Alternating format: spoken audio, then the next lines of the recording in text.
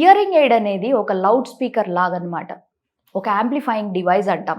అంటే నార్మల్‌గా మన కాన్వర్జేషనల్ స్పీచ్ అనేది 10 నుంచి 40 డెసిబెల్స్ వరకు ఉంటుంది. కానీ కొంతమందికి ఈ డెసిబెల్స్ వినపడవు. అప్పుడు వాళ్ళని 50, 60 డెసిబెల్స్‌లో మాట్లాడితే వాళ్ళకు వినపడుతుంది. అంటే వినికిడి లోపం మోడరేట్ హియరింగ్ లాస్ ఉన్న వాళ్ళకి ఇటువంటి మెషిన్స్ అనేవి అడ్వైస్ చేస్తామన్నమాట. ఇందులో మళ్ళీ కొంచెం సర్జన్ యొక్క స్కిల్ అనేది కూడా ఉంటుంది. ఆ వినికిడి లోపం ఉన్న గ్రాఫ్ అనేది మేము అసెస్ చేసుకుంటామన్నమాట.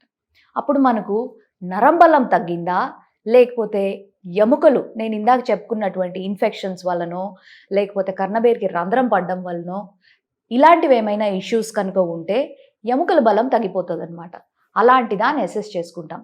నరం బలం తగ్గిపోతే మనం మెషిన్లకే అడ్వైస్ చేస్తాం, కానీ అలా కాకుండా ఎముకల బలం తగ్గిపోతుంది, కర్ణబేరికి రంధ్రం పడుంది, మిడిల్ ఇయర్ ఇన్ఫెక్షన్స్ ఉన్నాయి, ఇట్లాంటి వాటికైతే మేము సర్జరీ అడ్వైస్ చేస్తాము.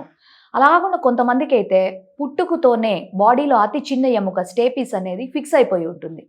అలాంటప్పుడు చిన్నప్పుడంతా బాగుంటుంది, పోయే కొద్దీ స్లోగా వినికిడి లోపం అనేది వచ్చేస్తూ ఉంటుంది.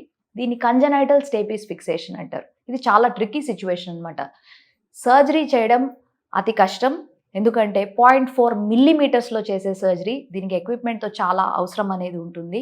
ఒకవేళ వినికిడి లోపం కనుక ఉంటే మీ దగ్గరలో ఉన్న ENT సర్జన్ కలిస్తే వారు మీకు ఎటువంటి అవసరాలు ఉంటాయి, అంటే హియరింగ్ ఎయిడ్ అవసరం ఉంటుందా, లేకపోతే సర్జరీస్ ద్వారా మీకు వినికిడి అనేది ఇంప్రూవ్ చేయొచ్చా అనేది అసెస్ చేయగలుగుతారు.